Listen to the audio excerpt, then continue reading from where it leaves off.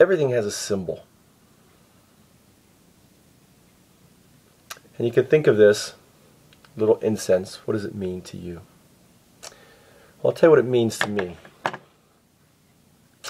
I don't see it as just a little incense. I see it as time. This is our time on earth, right? And you can think of the ash as our skin or our cells falling off. In a way, this is a representation of the human being. Because if you know science, you know that, oh, there goes some of my skin, that all your cells are not yours. There's some great talks by Cherrsh, Chopra, right?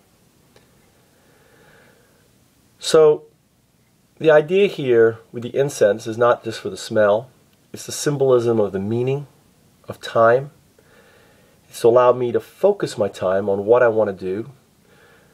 So, you know, what I do in meditation is I clear my mind and ultimately think about my ancestors, breathing them in, breathing them out, in through the nose. Visualize, have an image. It's so important in meditation to have an image. And when you find yourself, your mind wandering to different things, it's okay. Don't get upset. Smile at it. Your mind is a 4-year-old or a 3-year-old. It's like if you saw you'll see videos of me teaching Tommy, right? You don't see me getting upset with Tommy. I try to, a little strict, right? But I also try to find humor, right? He's got to understand that I am a teacher, and like Zazen, like I told him in Zazen, the teacher takes a stick, right? And when the student is not concentrating, he whacks the student, right? He's not whacking the student because he's a sadistic monk, right? Why is he whacking the student? Well, he's whacking the student to remind the mind to focus. Like a child. We punish a child. But also, you know, it's a way to refocus. And that is, it's you know, it's not necessarily, I'm not going to use Zazen on my son. The other one, you think of the sound. When I hit the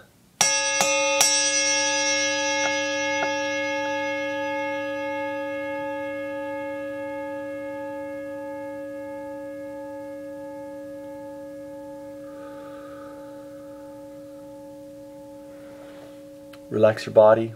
Tell your head to relax. The first time to meditate, relax. Start at your head and say, relax my head. Breathe in, relax my head. Then go to your shoulders and watch my change in my shoulders when I do this.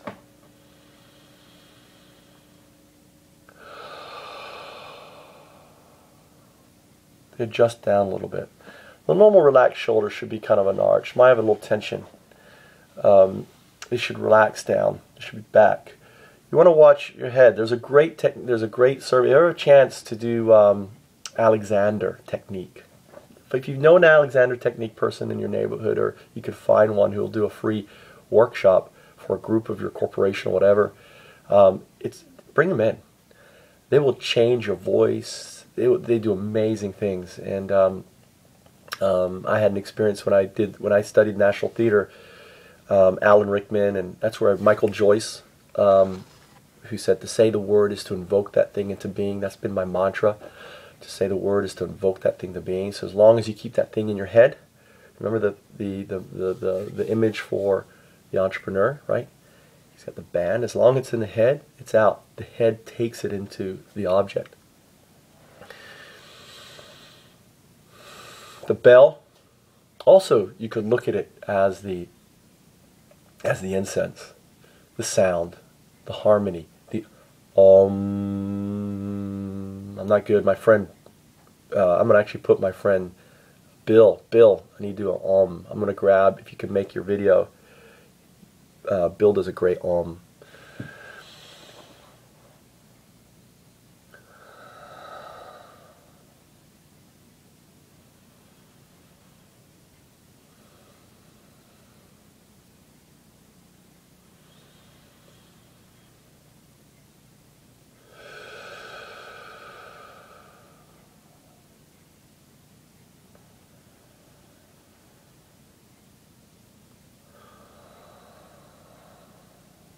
another good imagery, I just thought of it, is when you're exhaling, imagine it's going out of your hands. And what's going out of your hands is the tension. You can also do the imagery of breathing in, and it's not just breathing in through you got your hands on your knees, relaxed, you're comfortably sit, you have a good posture. As you go through your body, you can do a couple images. I use the ancestor imagery, but when I do the relaxation, you want to actually breathing in through the different parts of your body. All right, and then imagine that you're then pushing it out, and when it goes out, it's taking all the sankharas, all the tension. A sankhara is kind of, if you're an atheist, a sankhara is tension. If you're spiritual, a sankhara is basically like think of it as an oni or a demon holding on. It's a bad event that happened to you, and basically it is the monkey on your back. And in meditation, what you're trying to do is release those sankharas, and you'll find them as you develop meditation. In its meditation, the simple basic that you'll learn in Vipassana meditation is, I'm running out of battery. I only have 20%. So, is you basically are just noticing sensations. That's it. If your mind waters, you bring it back to sensations. You start with your face. You feel your breath going in through your nose. Do you feel the coldness on your nostrils? That's why I like to meditate in a cold room. See? It's wintertime, so this is perfect, right? Hold it for a second. Just a brief second, like holding on to all those ancestors. They're in your body. Take their power, and they're going out. Feel that joy. You've got, about 2,000 ancestors. You just breathed in through the DU. And that's why DU is important, because they're there, right? Law of conservation of mass and energy. Thermodynamics, the fourth law, third law, second law of thermodynamics, right?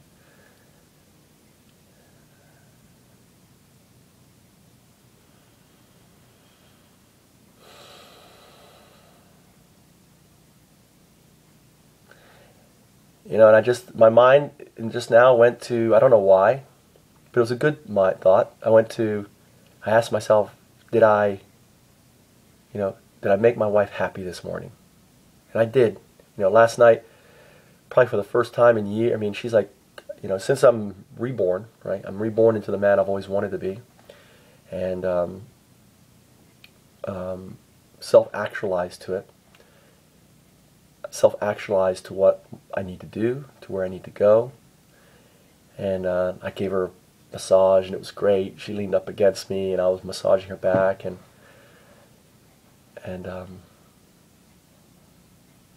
just the knowledge that she was really enjoying it, because she worked so hard, that and our relationship has never been better. After basically nearly 7 years, we're on we're pretty close, not 7 years, but 4 years. Tommy's 4, 5, 6. So we dated for 2 years. 6 years we've known each other, right? So I would say most people, 7 year, people having problems. Yeah, our problems, as I talked in my video, she wanted me to kill her in November, and probably early December. I don't know. Actually, no. December, she came to me and she said, I'm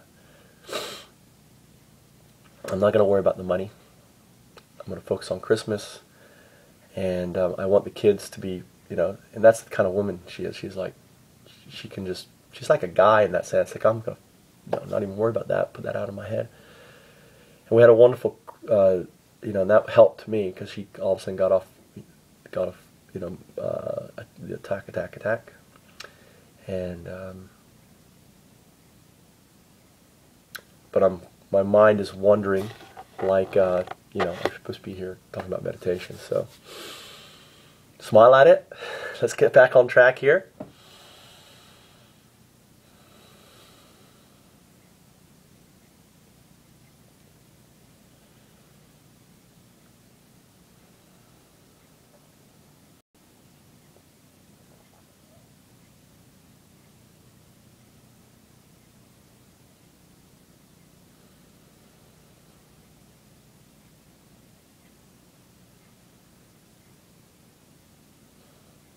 All right.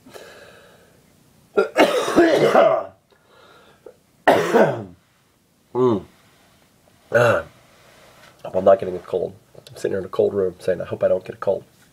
So, I'm just getting back into it. This is like my third time meditating after 7 years. So, and the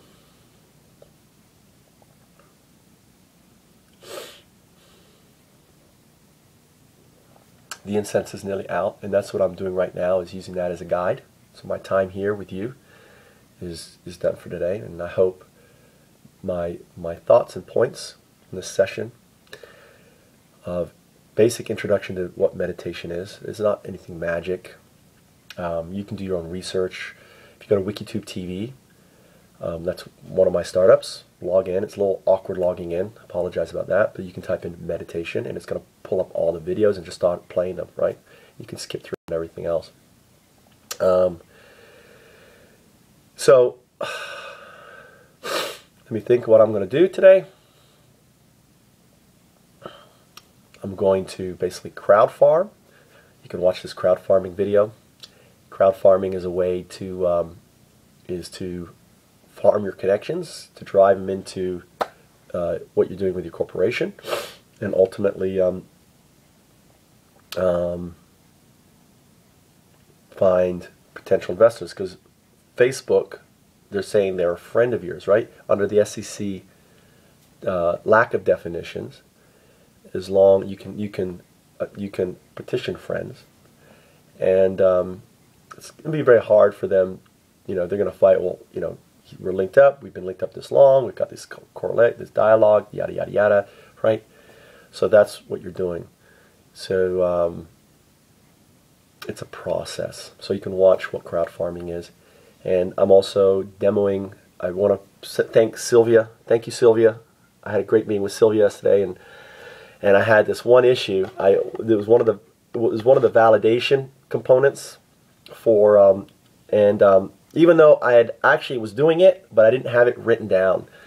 And she immediately said promotion. So that was number 7. There's 7 validation things. And she also asked a really cool question with Empire Avenue. Like, well, if I'm coming from Empire Avenue, yada, yada, yada. So we're actually building the platform, and I'm actually going to basically show that. I'm working on that today. And I've got some emails to send out to Swami. Swami is my Swami in India. I want to thank you, sir, my brother Swami, for your support over the years and your belief in me. And we're going to do great things together. We're going to do amazing things together. And I can't wait to see you. It's like, you know, I was going to see you. You didn't tell me I needed a visa to go to India. No one told me. Not even the airline told me. You know, why do I need a visa? I'm American, you know, because I'm an arrogant American thinking, you know, India was a colony of Britain, which basically we were, you know, why would that exist? And it's all just because of elementary school politics. You want a visa from us? We're going to require a visa from you. You know, it's like, you're not going to let me play with your toy? I'm not going to let you play with my toy. It's like so dumb, right? It's just so dumb. You know, they lost me. I would have probably dropped about $10,000 then. Anyway, it's silly. So I'm trying to think of other people. You know, and all the other, I mean, my team and everything else. Michael. I'm horrible with names, pronunciation, so I apologize, Mikhail. You are an angel, an archangel. Mikhail means Michael. It's funny, Michael the archangel came down and pulled me out in a way. And Soul, if it wasn't for Soul, I probably wouldn't be here today, because Soul told me, basically, I got a friend of mine who killed himself and he had 2 kids. What a idiot. What a stupid, you know, he didn't know what was going through my mind, right?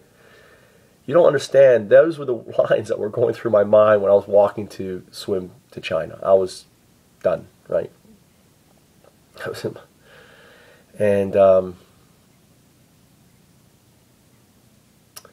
And then you introduce in Soul, Making Things Happen, officer of mine. introduced me to, Mikael. And then Mikael started work, and we started working on something, and it just brought together a lot of the couple missing pieces. So thank you, everyone who's involved in FoundUps, my team, John, everyone, Michael, Peter, Roland in China, all you guys, you're family to me, and we haven't physically met, but we're going to have a lifetime of adventures together. And I so thank you for believing in me, because if you weren't there, if you didn't believe in me, if you didn't, spend the time to listen to the vision and to develop some and do this, and I would have given up, and OIF wouldn't have been invented, and we wouldn't have achieved what we have. So thank you. Now work. Now the mind warrior is coming to get you.